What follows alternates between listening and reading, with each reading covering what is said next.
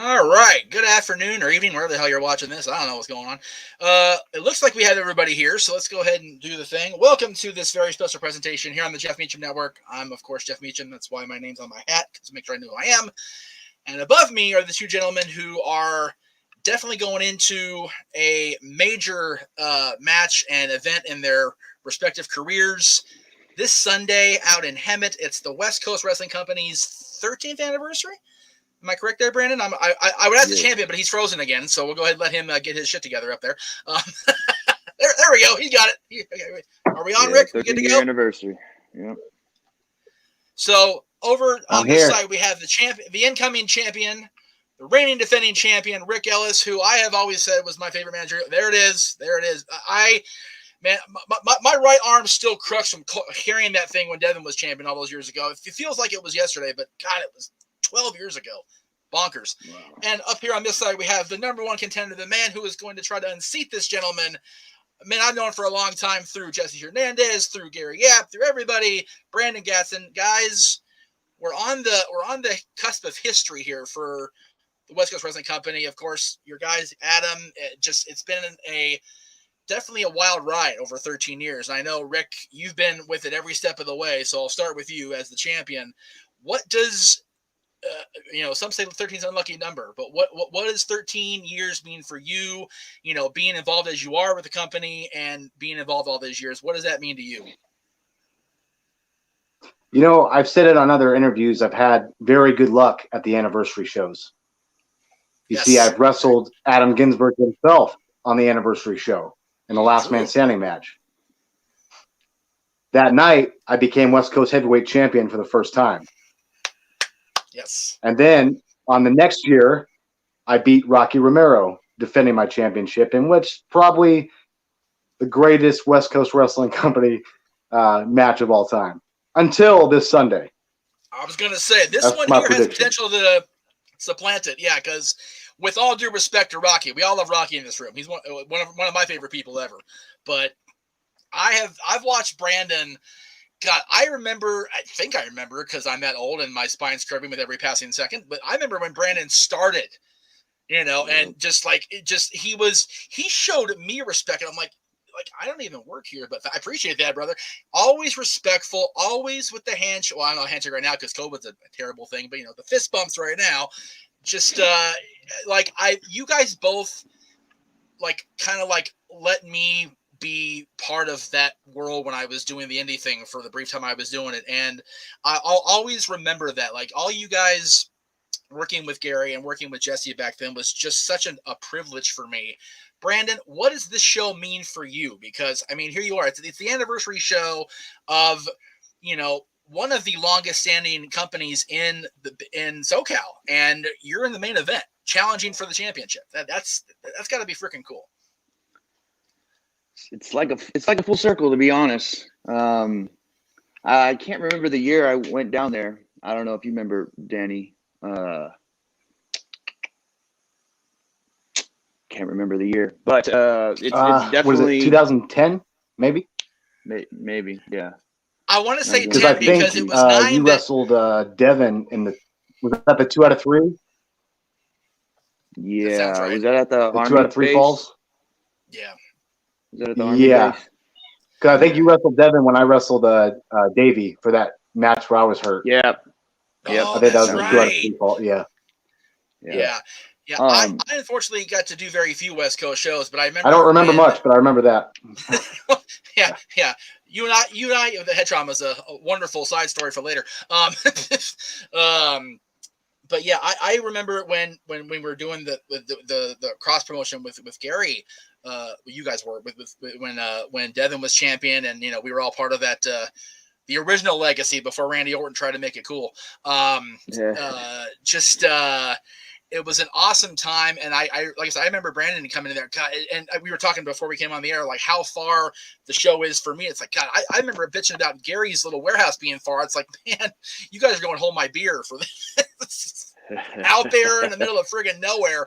But you know what? It's a great. I've seen the videos. It's a great crowd. You guys always have a great energy in the building when you guys run these shows. For me, not being able to be there, but I'm happy for both of you guys. I'm happy for the company and and there goes Rick again. So I'll ask Brandon real quick. The company bounced back with gusto after the pandemic kind of shut everything down. Yeah. I remember the West Coast came back. I mean, I was talking with Rick, with Danny, into last year about we're coming back. Can you come out? And it's like, well, yeah, but it's out there. And man, it's just came roaring back and done so well in the brief time it's been back under operation. You know what? What's crazy is that the is far, but the crowd is there, man. It doesn't matter if it's 50 or 200. Like the energy is always there. And when we did come back with a bang, man, and it was a killer show outside, and then we went inside, and we're still killing it, and we're about to kill it on Sunday.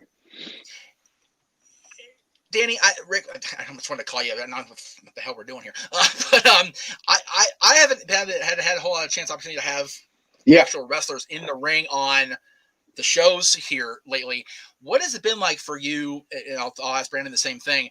Being inside a building and, basically, grappling around in the ring. I mean, COVID's still a thing, but the sweat's flying and there's, it's like you're sitting there fist bumping for 30 minutes. You guys are actually, in there, tearing it up.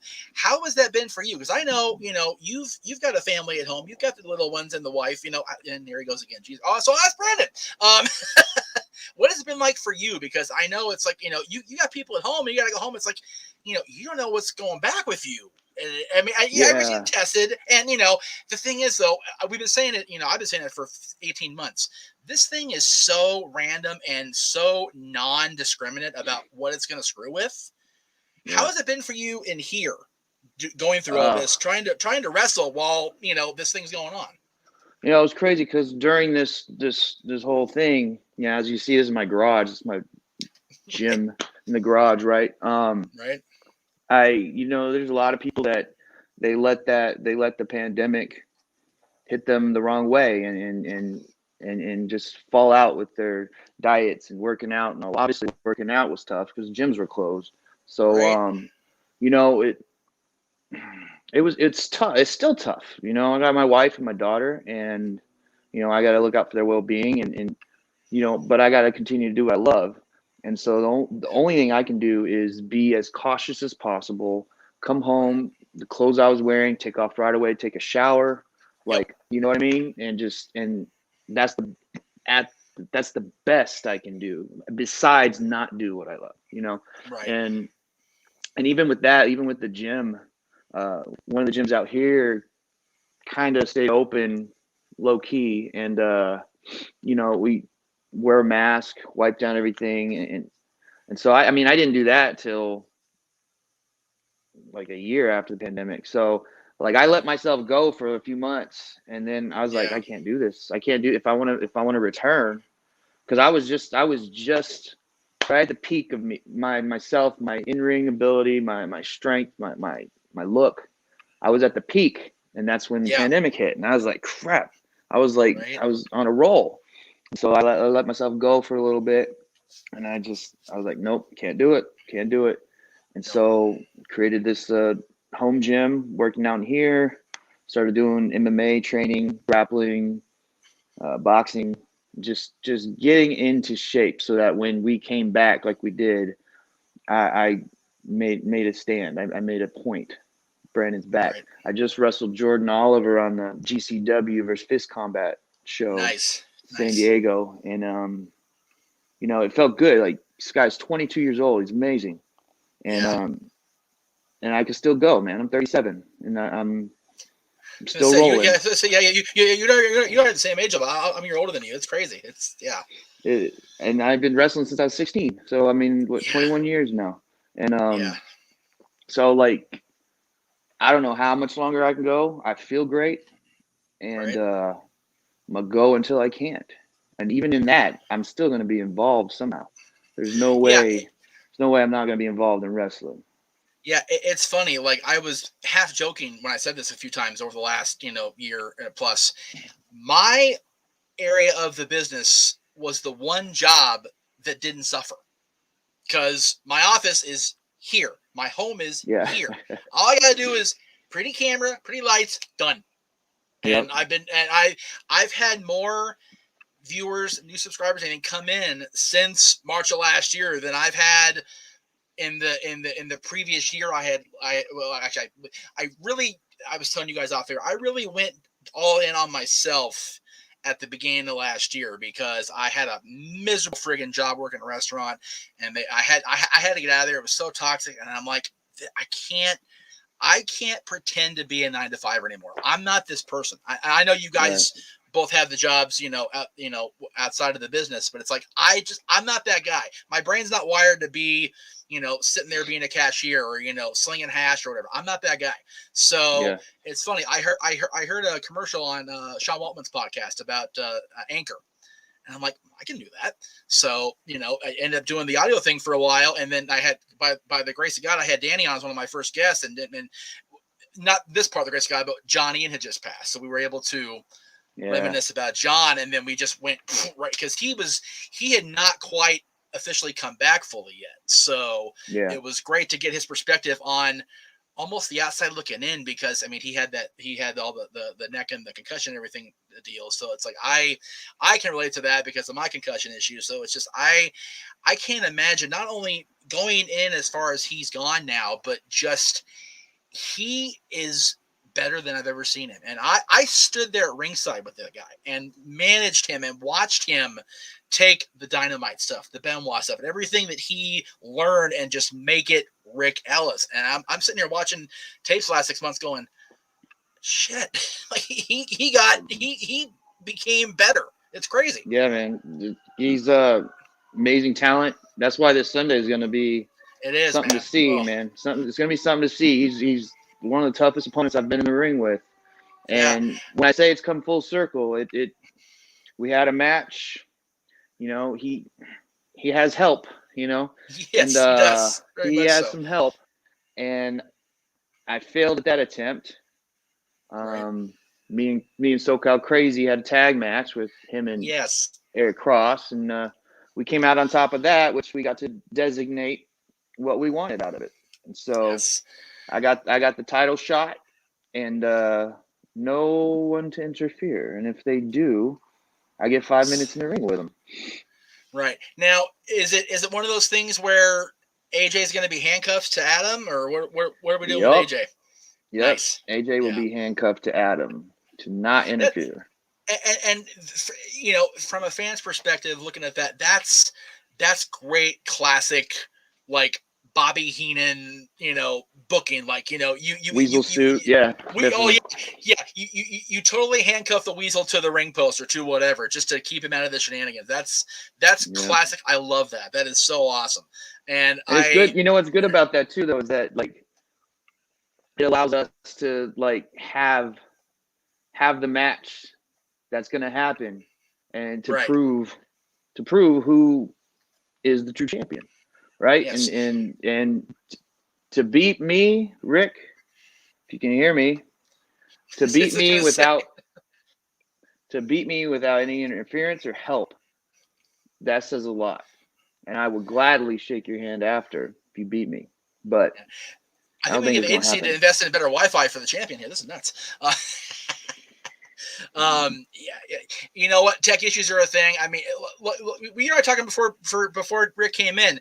There's a fire not too far from me, and you were saying you're down there in Chino and you're seeing the crazy skies too. So it could very well be that. Because the fact that I'm on air and not pixelated doing a green screen is beyond me. That never happens. You're hardwired. It's been a very good week. It's been right, but like usually even when I'm hardwired, I'm still with the green screen behind me. So the fact that I've had a full week of no drama, I'm like, thank God. Yeah, right. So it's just and it's funny because like I've been trying to put good juju out all week because Saturday is a Jason Aldean concert in Irvine, and this is the fourth attempt in 4 years. First year was after the Vegas show where the shooting was, so he canceled the rest of his tour. Yeah. 2019 we went down to Irvine, and the scalpers wanted to charge us so much. We're like, we'll go to Angel Game instead. Hell with it. So we went back up for free. Like, nope, screw that. And then last year, he was part of that super ticket that like every freaking country singer was on that thing. My Dylan was going to get to go see Luke Bryan. My brother was going to see Rascal Flatts on this. My dad paid a lot of money for that ticket. And then COVID said, yeah, no. So I put a warning out when the tickets went on sale for Jason. I'm like, all right, here we go. If you feel like traveling from the Orient and you feel a cough, stay your ass home. If you want to go buy a gun, wait till October. Stop doing stupid shit till I get out of that stadium on Saturday. Please, God, because if I miss yourself at the end of the fourth year, I'm going to go off on somebody's ass. Danny's saying, I'm so sorry, man. I'll make it up to you. I never had, Danny, if you're watching the show, don't worry about it, brother. It was going to be one of you anyway today rather than both. So we'll get you on. We'll get you on either to have a victory celebration or to have a wake for the rain being over. We'll figure it out. Rick, don't worry about it. We'll get Brandon It'll be the rain here. It'll be the rain being over. Let's see if we maybe device is not connected. Nope, no dice. No good. Again, pardon my ignorance. Have you been a company heavyweight champion with you were EWF champion, right? No, with anybody. Yeah. Yeah, EWF champion. Right. Do you remember when that? Pro. Look, actually, check this out. He's got the belt. He's got props. I love it. Oh wow. Apex Pro. I remember that. Wow, that's old school. I love it. That's tremendous. That's awesome. Yeah, it's funny when. Okay. I'm sorry. I was just to say the commitment to being champion is that's a lot of the times where I struggle, and I'm like, sometimes I'll be like, don't put me in the title match. If I win it, I don't know how much I can commit because, I work a graveyard shift, and a lot of shows are on Friday nights, and I can only take off so much time for it. And that's what pays the bills at the moment. So, I'm a weekend warrior, and then I'm a warrior in the gym during the week, but I'm a weekend warrior wrestling. It was funny. We had my friends from Paradise Kitty on last week on the show. Because and God, I've known Jenna for more years. I'm about to say on the air because she will throttle me if I tell her how many years. But she very much has been a musician all her life, and she's been in a few different bands that had the potential to take that next leap beyond playing the Sunset Strip only and not, doing much beyond like, Arizona, Nevada, whatever. Man, she meets Rachel, the drummer for Paradise Kitty. They get the gimmick with the Guns N' Roses, all female Guns N' Roses tribute band, and just off they went. Kill it. And I mean, I knew it was big, Brandon, when they played the after party in New York when the Guns played the Garden. Wow. Like that's they cool. were like when the Guns were done playing at the Garden, they went down the street to Paradise Kitty's after party show. And watch more Guns. Right. And what's really funny is I did not remember this until we were talking last week. Dolph Ziggler is a huge Guns N' Roses fan. He basically tours with the Kitties. Like he's seen them in Arizona. He's seen them like all over the place. And I'm thinking, okay, they're on the Jericho cruise with us. Ryan's on the cruise with us. I bet you Nick sneaks on because they're not really booking him very well on SmackDown anyway. So he's not doing anything on Friday night. So right. I'll be very surprised if I don't see Dolph on the cruise on the 21st of October. But so yeah, you're mentioning, the commitment of being a champion.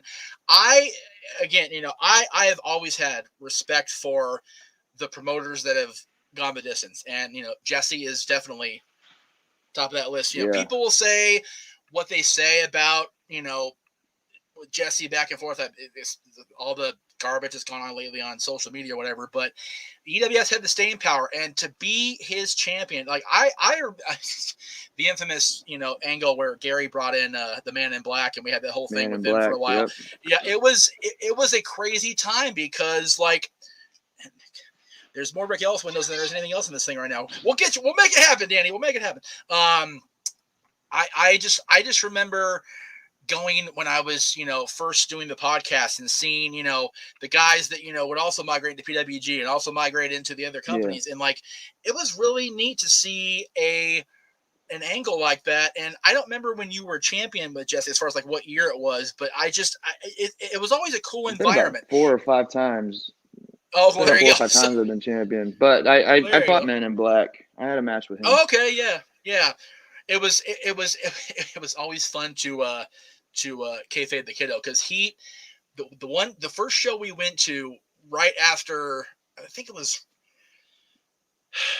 think it was the night that Andy beat him.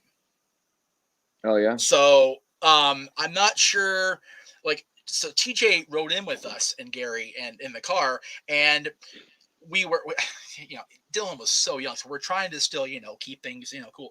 Like, how can he be the Man in Black? He wrestled Ryan.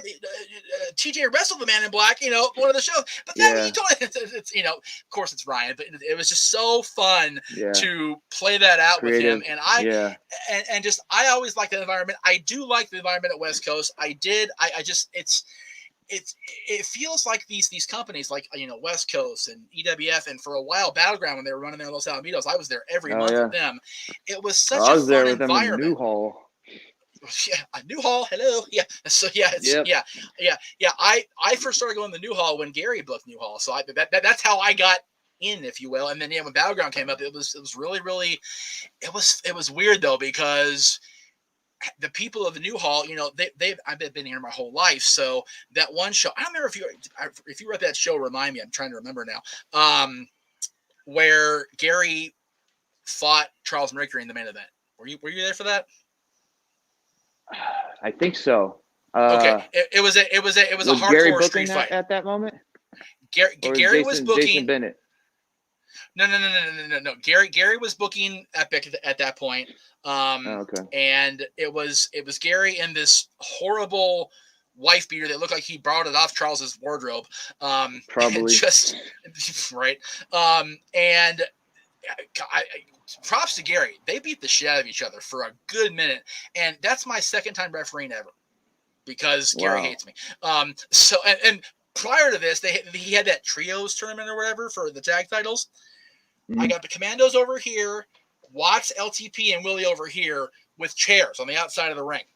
And I'm going like, don't, and this one fan, kill the ref. And the whole crowd, I'm like, oh, I'm in New Hall. I'm dead. Bang, chair comes at me. I'm trying to sell. Of course, the back of my head is where I had my accent. So the sweet spot was the thing. And thank God Willie and Watts and the Commandos, they took care of me. So then I had to drag my carcass back out for the main event. I was not made aware of the fact they had you come out for the main event. Yeah, to referee, because Gary didn't trust anybody else to. I mean, Knox was there. How do you not trust Rick Knox? But I don't. Whatever. But he wanted me in the ring, and they didn't tell me the part about the fact that. Yeah, I knew that Gary was going to pass out from a submission hold. They didn't tell me that Gary's stepdaughter was going to jump in the ring and try to jump Charles off, and Charles was going to go after her. So I'm in the middle of a ring with a 10-year-old girl beating on the back of Charles Mercury. The entire place is about to riot when he grabs her by the hair. I don't think I've ever seen Marcus Riot run that fast in my life. He was ready to kick Charles Mercury. He was ready to kill Charles. Like, Jarrell ran that fast since high school until he looks great now. But sometimes that's the best way to get the best reaction, isn't it? Kayfabe it. God, but if you kayfabe me, it's like, Jesus, I'm sitting there going, wow. Hey, sometimes that's great though. Like, just tell a ref, ref, call it call it like you would. Don't worry about what we're doing. Like I said, if you see him, disqualify him. Yeah, it's like I knew the finish. I knew we were going the month after with me and how my character evolved. But man, just having an entire locker room chase Charles Mercury out of New Hall was fucking tremendous. New Hall was an interesting crowd, man. New Hall was an interesting crowd. It's so funny how. Like, New Hall's part of the greater Santa Cruz area. I've lived up here my entire life. You're on this side of town in Canyon Country. I lived there. I lived in Canyon Country for a couple of years. We are so chill over here, man. You get across that Valencia Boulevard into New Hall's August is crazy. Yeah, I used to live right off of Shangri-La, right there behind Albertsons. Okay, I'm literally at the top of that hill. Like, you go up Shangri-La, and down the other side of it. I lived on the hill. Okay, so without trying to get my whole address away here on the air here, you know where you go down the other side of Shangri-La, and then when you turn and it's like the old houses compared to the new houses? Yeah. I'm in the old houses. I've been here. Okay. This house has been here since at least the 60s or 70s. So yeah, I was in the newer ones right off of Mahogany Row. The next street down, Bakerton, dude. That's crazy. My street bleeds off of Baker. That's funnier than hell.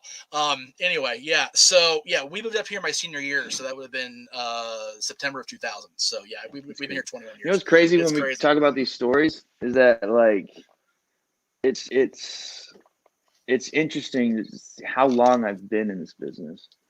And yeah, I was gonna say, I mean, you're telling me it's been 20. Like, I didn't realize you were in this long. That's crazy. And it's like it just like I don't know if it's being hit in the head or what, but like I forget a lot of things. But once they're told to me, it's crazy because then I remember them, and then it's like, you know, like you were talking about your job and how like no one was about. Okay, you're good. No, you're good. Go ahead. Yeah, you're good. Go ahead. It's funny to think about all the regimes that I've seen, like all the students when I'm helping teach at Jesse's, and then they advance up to the show, and then they either go do something bigger or they go on and do something different. And it's just weird to like, I can't tell you how many regimes of students that I've helped with at the school. It's crazy. It's crazy how old I am. Yeah, like I said, we're about the same age. I didn't get into the word wasn't podcast back then. We were internet audio shows back then. That was in 2002. I had just turned 19 years old the previous spring. So like, I mean, just, you know, working for a website that, you know, is so controversial because of all the pop-ups and whatever, but, you know, NoDQ.com. But from that went into, okay, now we're doing video. Okay, well now I'm doing my own video because that show ended. And then, you know, so July 2007, I start Talk Wrestling, and then that September, Epic was into Newhall. So Gary and what was her name? Jaden Kane, the redhead, and then Brawlin' Bo, who was a Santa Clarita stalwart. He lived up here his whole damn life too. He's been here to see me his whole life. So the three of them came up. Bo's just kind of sitting back on a pool lounger, just kind of kicking back with his mohawk, going, "Yeah, I'm here." The whole interview, funnier than hell. But that's how I got involved, because like Gary, we brought Gary up to promote this, because I'm a Santa Clarita guy. I wanted to get the buzz out to the town. Went to that first show, and then by I want to say it was November, I was at ringside with him co-managing Marcus when he was champion. And then when so funny, I forget what his name was. I'm sorry, Ryan. I don't know if you're watching this. You're busy, you know, booking NXT. So if you're not watching, I don't blame you. But when GQ Money threw that fireball in Gary's face in, I think it was the December show in Newhall, I ended up having to manage Marcus and Teddy Hart when he came in against the very young Bucks. So very young. Yeah. So I sit there. It's like, so February 2008, my first managing solo. I'm managing the champion team with Teddy Hart against the Young Bucks. Let me just puff my chest out for a second here and go, yep, I knew it went. The younger Bucks. Yes, baby.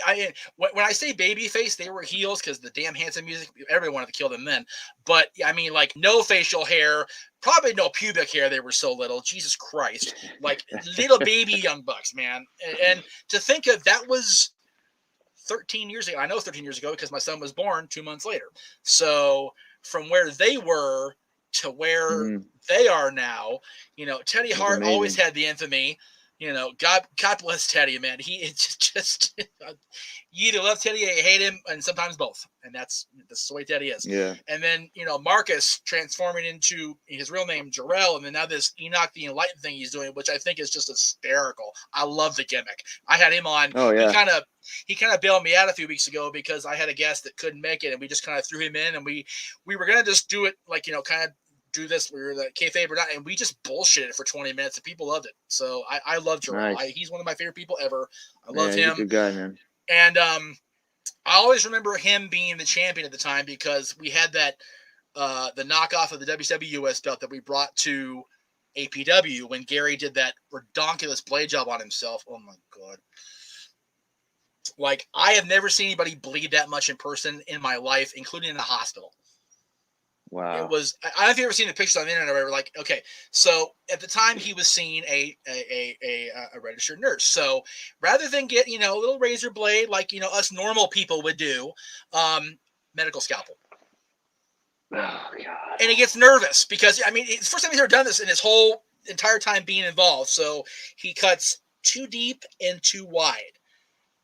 If Gordon Solie had been alive, it would have been a crimson mask. He'd have been screaming it across the county, like, "Oh my!" And what's great is he's bleeding everywhere. I got this brand new, beautiful trench coat my grandmother had bought me 2 years before for Christmas. Luckily, the blood was so fresh it just kind of rolled right off the leather. But man, like, and you talk about Jarrell moving fast when Charles was attacking the little girl. I've never seen Dylan's mom wheel backwards that fast because Gary's face was so scary. She's fucking booking it like, oh my God, oh my God. The best part about that, though, is after we done with the show, we clean up, Gary's little mess that he made at ringside. We all go to Denny's, and he's sitting there, eating his Grand Slam, trying to, make sure he doesn't bleed into his freaking eggs and, eggs and chicken or whatever. Super glue it or what? You know what? I don't remember what we did because he was not closed up for most of that dinner afterwards. Oh, wow. I don't know. I don't remember what we did, to be honest with you. I would assume they glued it shut, but I don't know with his girl being there. I don't remember. So then the decision, okay, so now we got to drive home. This is up in Hayward, up in your San Jose. The first drop off is me and Dylan's mom, who's pregnant, by the way. She's like pregnant at this point. So of her, Gary's daughter, Marcus, Jimbo, the cameraman, I'm sure you remember Jimbo, me, Gary, and Gary's significant other, the decision is made for the bleeding guy to drive home and the non-driver to ride co-pilot. Everybody else falls asleep in the back of the truck. It's like, I can't stand that, man. I can't stand the driving and people going to sleep. We had a road trip to Oregon. Oh my God, that's even farther. With it was me, Ricky Nazier, Andy Brown. That's a fun car. Dan Joseph, and one other person. And Dan Joseph does not get near enough credit outside of that United Wrestling Network bubble. I love Dan. He's great. Oh, Dan's great. Yeah, but dude, I did not let them, those newer guys. I didn't let them sleep. We drove all the way up. So I sat in the back. We were three. It was in a Prius, right? So there's three of us in the back. Oh Lord. I sat in the back to make sure they didn't go to sleep. And then we got there.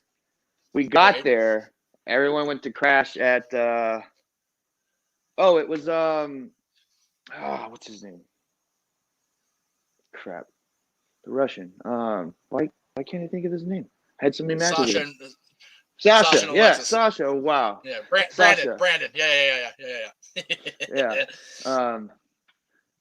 He was in there too. But we got to his friend's house.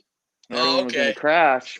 We crashed that night. Or no. Oh, okay. Yeah, because we got there early in the morning, so they were gonna crash until we had to go to the show. I didn't. Right. I didn't let Andy crash. I kept Andy Brown up for 3 days, or 2.5 days. He was so mad, and I'm like, you don't fall asleep on the driver. That's the rule, man. No wonder he turned heel and went so friggin' crazy. It's your fault. He'll never forget that. I won't either. We're laying there in the living room. We're laying there, and I'm just sitting there like this. And I'm watching them doze off. I'm like, Andy, stop. Andy, wake up.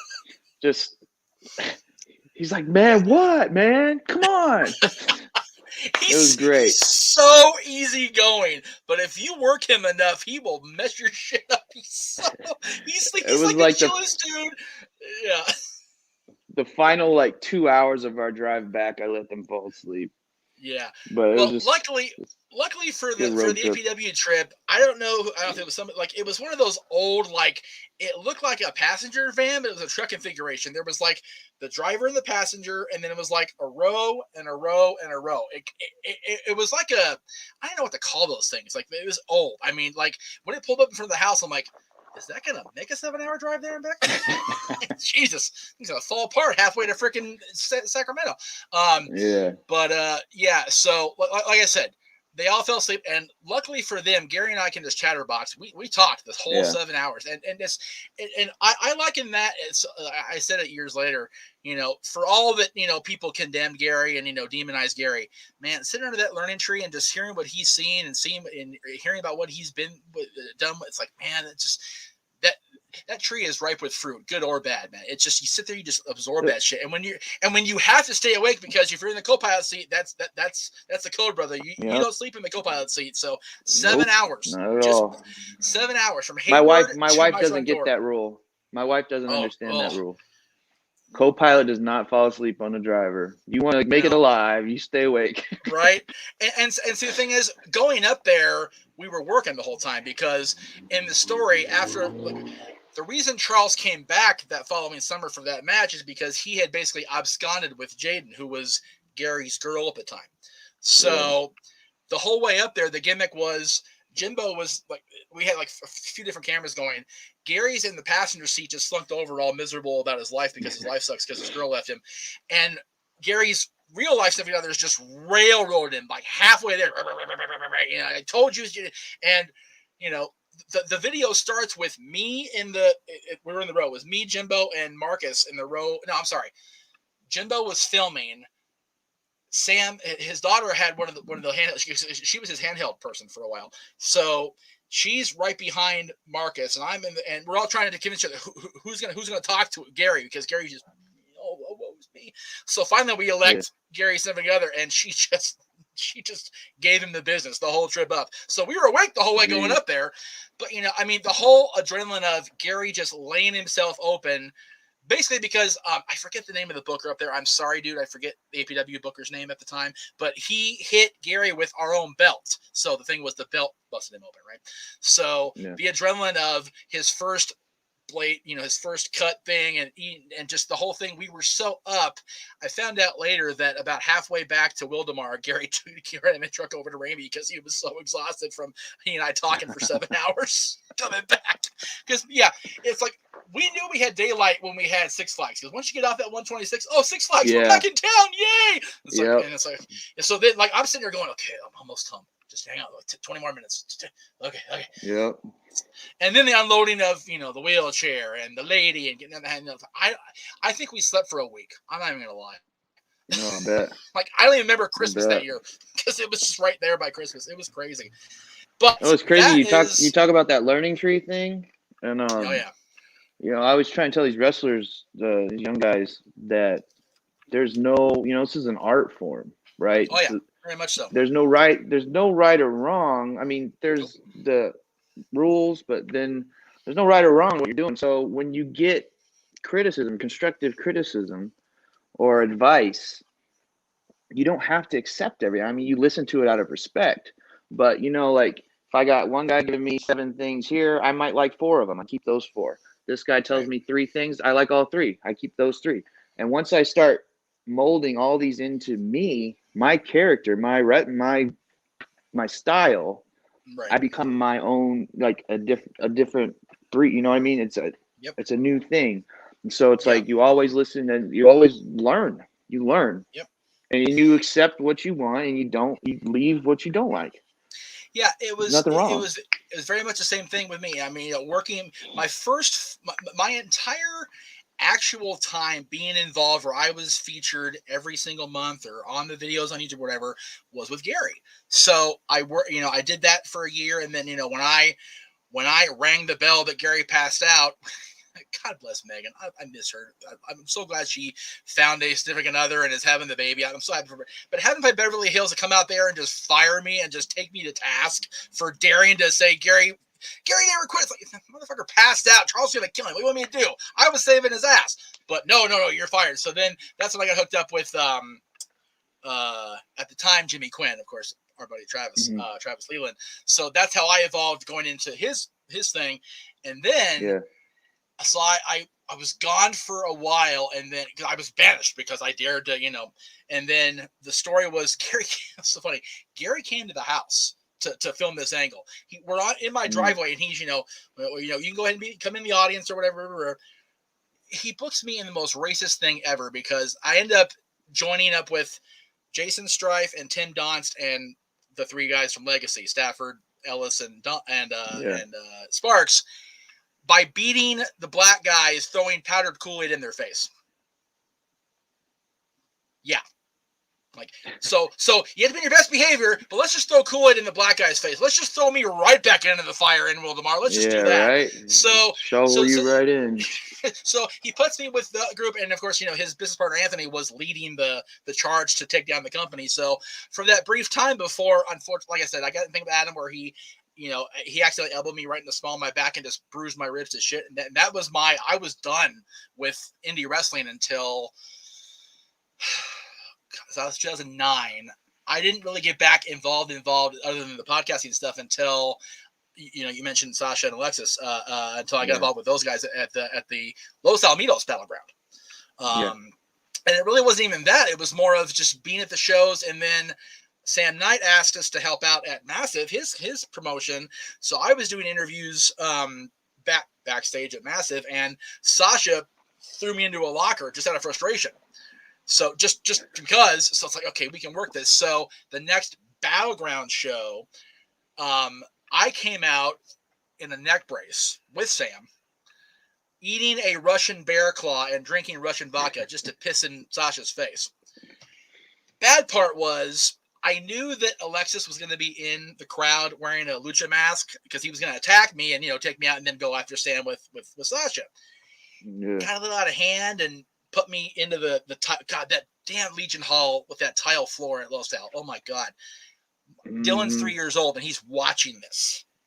He's losing it, his mind. Like, he's 3 years old and daddy's getting the shit out of him. So we had to freaking they carried my carcass to the back because I'm the Russians quartered me. Done a number on you. Yeah. They did. So then our buddy Mike brings Dylan through that stupid little hallway where if you're not a wrestler, you don't go down there. How are you gonna pee? He's rub me to the curtain. It's okay. I never did anything physical again, and that was 2012. So that was the last time I did anything podcasting since, because seeing that was like, okay, number one, smarten him up right now. Number two, don't do it again, because it's too. I'm not in physical enough shape where I can do that and get away with getting the crap out of me anyway. And like I said, I had the head trauma. Bounce off tile floors, not a good idea. So, but it's crazy how much history there is, man. There's so much history. It's so. That was like the boom of indie out here. People tend to kind of glaze over everything, but like PWG out here for that whole first part of the 2010s. It's like, man, there was life beyond Reseda, kids. You just got to look for it. Yeah, there was a lot of life. And I am not shitting on PWG, man. They charge what they charge, and they still show up. So God bless them, man. They're making the money, whatever. Yep. But once they priced their stuff out of my pocketbook, which was many years ago, I had to look elsewhere. And I had to go farther. But you know what? I wanted to see wrestling. Because my first indie show, Brandon, you'll get a kick out of this. My first ever indie show, and I ended up getting involved on that show. XPW, 2003, their last two shows before the feds decided they were done. I went to the February 28th and March 1st, my birthday, 2003 shows at what used to be the Isoplex out here in Van Nuys. Mm-hmm. And then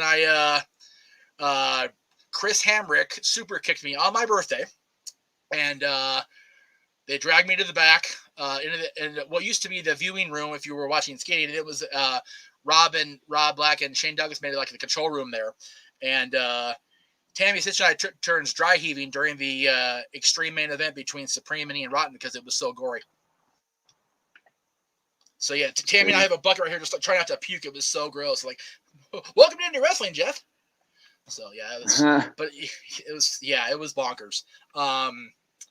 But going, doing the podcasting, being at these shows, I made friends that I didn't even really like. I mean, you and I don't talk like forever, and then all of a sudden we're trying to book this thing for the last 4 or 5 months, just trying to get together. It's crazy how the friendships endure. Like, I was at SmackDown when they came to Ontario back a couple of years ago, and some guys just on the phone out there just walking along the gate there at the Toyota Arena, and he's talking to Frankie Kazarian on the phone, and I hear him say, Frankie, so I said, oh, hey, tell him Jeff Meacham says hi.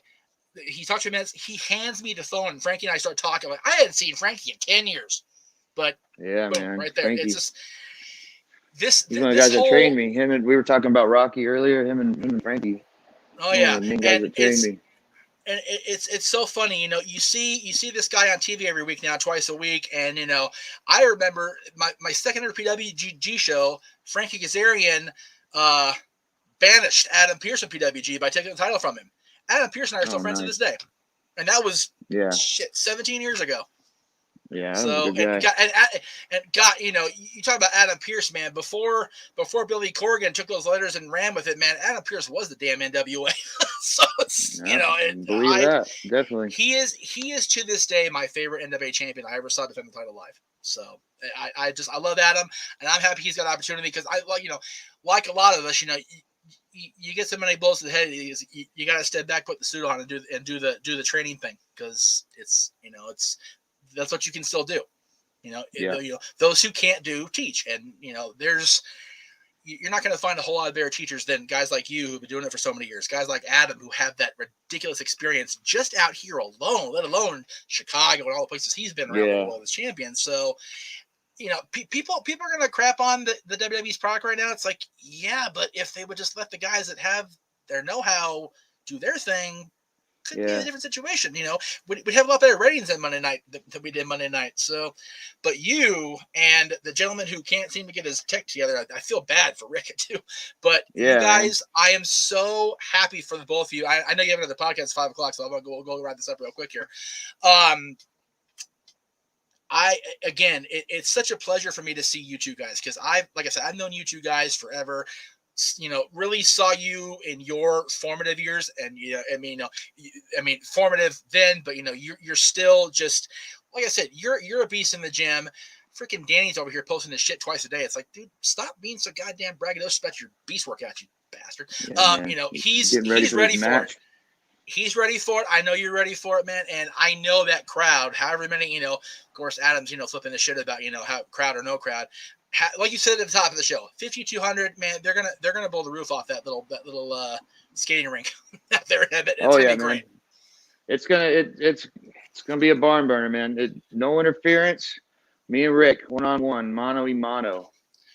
I mean, there it is, right there. It's a doozy, man. We're both. I see Rick's posts. I know what I'm doing, and I tell you what, it's gonna be something special. And hopefully everybody watching can make it out there. Yes. If not, I'm sure they'll see some stuff later on the internet about it. But that damn belt coming home with me. I'm bugging both of you guys Monday about what happened. So I'll definitely have you guys going down the line here. But it's going to be a great weekend. If is there a bell time? I didn't even see. I apologize. I didn't see the bell. 4 o'clock. 4 o'clock. All right, so yeah, it's like y'all got a choice. You can try to sit there on Peacock there on your phone there in the crowd, but I would recommend watching the good stuff in the ring. It's going to be a great weekend. If you're a WWE fan, you're good to go. If you're an indie wrestling fan here in SoCal, you are great to go. So it's going to be great Welcome stuff. Everybody, man. Please, everybody get out there. If somebody wants to, swing through Santa Clarita, I won't say no. Gas money is your friend. So please come on out and pick my sorry ass up because I just, like I said, it's funny like how I've been out of it for so long, but with both of you guys being in the main event, it's almost like I feel like I have to be there. It's bugging me that I'm not going. So dude, it's something you don't want to miss, man. I wish you both well. Please be safe. Obviously, like I said, this and not just pandemic safe because like you said, you've been in 20. You've got what you got going on. Danny's got what he's got going on. For coming back in now. I'm happy both of you guys are in such prime shape and ready to tear it down. And 3 nights, it's going to be incredible. I look forward to hearing about it afterwards for sure. Oh yeah. We're definitely coming in there prepared. Love it, brother. Well, Brandon, thank you for picking up the slack and taking the entire 50 with me. I appreciate it. And of course.